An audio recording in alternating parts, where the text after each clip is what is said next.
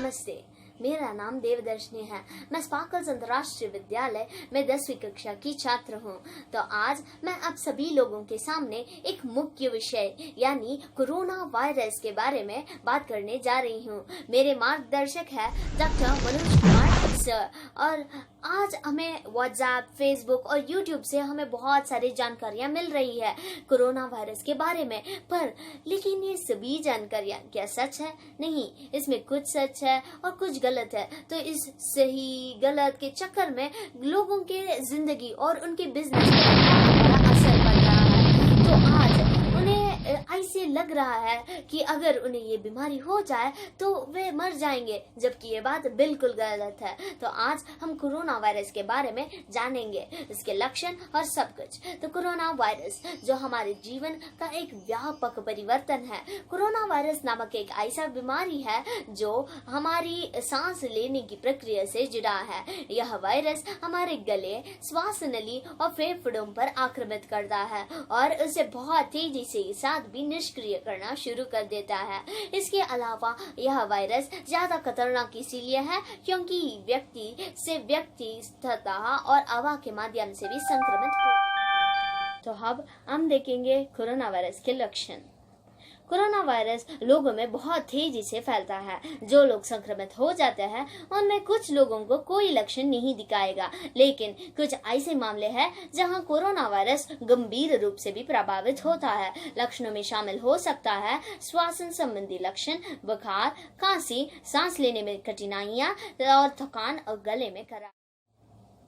अब तक बच्चे में ज्यादातर ये बीमारी नहीं देखी गई है, लेकिन इसका मतलब ये नहीं है कि बच्चे 100% सेफ है। ज्यादातर ये बड़े लोगों में इस बीमारी को देखी गई है। बूढ़े लोग और जिन लोगों में साथ में दूसरे डिसीज भी होते हैं जैसे हाइपरटेंशन, डायबिटीज, उनके लिए ये वायरस को बर्दाश्त करना थोड़ा सा मुश्किल है। उम्र के साथ और बाकी बीमारियों के साथ मनुष्य का इम्यून सिस्टम थोड़ा सा खराब हो जाता है।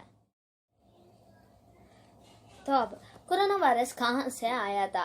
चीन ने WHO को 31 दिसंबर को वुहान में असामान्य निमोनिया के मामले के प्रति सचेत किया था। माना जाता है कि यह एक ऐसे बाजार में उत्पन्न हुआ जहां वन्य जीव अवैध रूप से बेचे जाते थे। जब आउटब्रेक हुआ था तो उस समय थोड़े लोग चीन को गए हुए थे। तो कुछ लोग बिजनेस के लिए और कुछ लोग शिक्षा के लिए और कुछ लोग घूमने के लिए भी गए हुए थे। जब वे वापस आए तो एक मुल्क से दूसरे मुल्क और दूसरे से तीसरे मुल्क, इस तरह से पूरी दुनिया में इन्फेक्शन फैलता गया।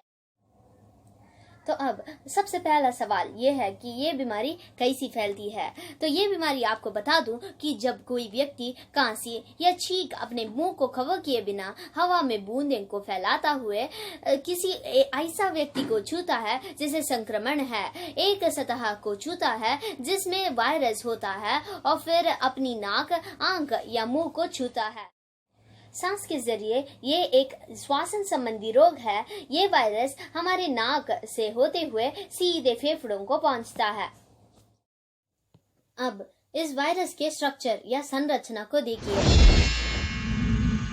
इसमें स्पाइक्स जैसे नुकीली चीजें हैं और साथ में हमारे फेफड़ों को भी देखिए कितने ब्रांचेस बने हुए हैं। ये वायरस सीधे हमारे नाक से होते हुए लंग्स तक पहुंच जाता है और आसानी से चिपक भी जाता है। ये वही गुना होता है और इसके बाद नुकसान पहुंचना शुरू कर देता है। यहाँ इससे साफ दिखाई देता है कि इस लक्षणों लंग्स से रिलेटेड है। अगर ये वायरस पेट में जाता है तो वहाँ एसिड रहने के कारण ये वायरस मर जाता है। तो खाने से ये वायरस नहीं फैलता है। तो अब एक बहुत बड़ा कंफ्यूजन है कि ये वायरस खाने से, नॉनवेज खाने से फैलता है क्या? बिल्कुल नहीं। अब तक ये वायरस पूरा मनुष्य वायरस है। ये सिर्फ एक इंसान से दूसरा इंसान को फैलता है। एक प्रिकॉशन है कि जो भी खाए पका के खाए। मास्क वेंटिलेटर से बेहतर है, घर ICU से बेहतर है और रोकथाम इलाज से बेहतर है। कोरोना वायरस बीमारी के खतरे ने पूरी दुनिया को एक टैरावट में ला दी है। हमें हमेशा याद रखना चाहिए कि रोकथाम इलाज से बेहतर है। इसलिए हमें WHO द्वारा दिए गए सभी निवारक उपायों को पालन करना चाहिए। हमें याद रखना चाहिए कि हम जोखिम से बच नहीं सकते, लेकिन निश्चित रूप से हम सामुदायिक प्रसार से बचने के लिए इसके प्रसार और प्रभावों को कम कर सकते हैं। अगर हम सामुदायिक प्रसारण से बच सकते हैं तो हम निश्चित रूप से दुनिया को अगली 2 शताब्दियों के लिए सबसे कठिन समय से बचा सकते हैं। कोरोना वायरस के नकारात्मक प्रभाव। कोविड-19 महामारी के परिणाम स्वरूप 4.3 मिलियन से अधिक पुष्ट मामले और वैश्विक स्तर पर 29 लाख से अधिक मौतें हुई है। इसने आसान आर्थिक संकट और मंदी की आशंकाओं को भी जन्म दिया है। सामाजिक गड़बड़ी, आत्म अलगाव और यात्रा प्रतिबंधी ने सभी आर्थिक क्षेत्रों में कार्यबल को कम कर दिया है और कई नौकरियां को खो दिया है। स्कूल बंद हो गए हैं और वस्तुओं और निर्मित उत्पादों की आवश्यकता कम हो गई है। इसके विपरीत चिकित्सा आपूर्ति की आवश्यकता में काफी वृद्धि हुई है। घबराहट के चलते खाद्य क्षेत्र को भी मांग में वृद्धि का सामना करना पड़ रहा है। कोरोना वायरस ने कृषि, विनिर्माण उद्योग, पेट्रोलियम और तेल और सबसे महत्वपूर्ण शिक्षा जैसे अधिकांश महत्वपूर्ण क्षेत्रों पर कई हानिकारक प्रभाव डाले हैं। कोरोना वायरस के लाभ। 1.3 बिलियन से अधिक आबादी वाला भारत ज्यादातर बढ़ते कोरोना वायरस महामारी के कारण लॉकडाउन पे चला गया है। लॉकडाउन के प्रभाव। उपन्यास कोरोना वायरस रोग लॉकडाउन ने लाखों लोगों को प्रतिकूल परिस्थितियों में डाल दिया है और फिर भी जश्न मनाने का एक कारण है। राष्ट्रव्यापी लॉकडाउन में 1 महीने में वायु और जल प्रदूषण का स्तर सिकुड़ गया है और वन्य जीव भी स्वतंत्र है। भारत और कुछ अन्य देशों में लॉकडाउन मानव कल्याण और अर्थशास्त्र के लिए अधिक आपदा जोखिम है, क्योंकि छोटे व्यवसायों के लिए कोई मदद नहीं है और न ही बेरोजगारी लाभ। कोरोना वायरस का प्रकोप ऐसा समय में हुआ है जब भारत पहले से ही उच्च विकास स्तरों पर लौटने के लिए संघर्ष कर रहा है। इस लॉकडाउन के वजह से आसमान नीला हो गई है, हवा भी साफ हो गई है और रात में अगर आप ऊपर देखेंगे आसमान की ओर तो आपको तारे नजर आएगा। इंडस्ट्रियल वेस्ट की रोकने से गंगा, यमुना नदी की पानी भी साफ हो गई है। और अंत में लोगों के पास लोगों के लिए भी समय है। लॉकडाउन के कारण लोग घर पर रहते हैं और फिर वे परिवार के साथ आनंद लेते हैं। कोविड-19 महामारी ने दुनिया भर में शैक्षिक प्रणालियों को प्रभावित किया है, जिससे स्कूलों, विश्वविद्यालयों और कॉलेज की कुल निकटता बढ़ गई है। और अब शिक्षा प्रणाली पर कोरोना वायरस के प्रभाव पर बुरे और अच्छे दोनों प्रभाव है। शिक्षा पर बुरा प्रभाव। छात्रों द्वारा निष्क्रिय सीखना, बिना किसी योजना के ऑनलाइन सीखने के अचानक बदलाव, विशेष रूप से भारत जैसे देशों में जहां ऑनलाइन सीखने के लिए रीढ़ की हड्डी तैयार नहीं थी और इस तरह के प्रारूप के लिए पाठ्यक्रम तैयार नहीं किया गया था, हमारे अधिकांश छात्रों के निष्क्रिय शिक्षार्थी बनाने का जोखिम पैदा कर दिया है। वे ध्यान की अवधि के निम्न स्तर के कारण ब्याज खो गए हैं। और शिक्षा पर अच्छा प्रभाव। दुनिया के सभी 60% ऑनलाइन होने के बाद अब यह ऑनलाइन शिक्षा हम सभी के लिए एक नई बात है।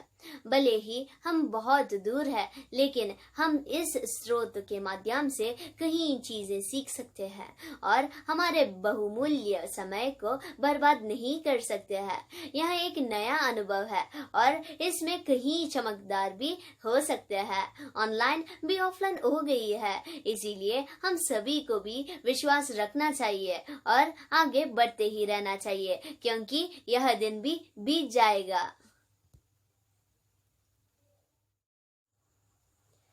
कोरोना वायरस के कारण पूरी दुनिया पर भारतीय संस्कृति का प्रभाव।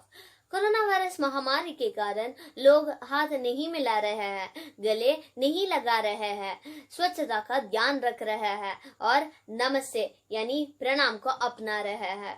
हर धर्म के लोग ने अपने ईश्वर में विश्वास बढ़ाया है। कहने का मतलब है कि हर धर्म के लोग इस बीमारी से छुटकारा पाने के लिए ईश्वर से प्रार्थना करने लगे हैं। ऐसे लगता है कि इस बीमारी ने लोगों को भारतीय संस्कृति का याद दिलाया है।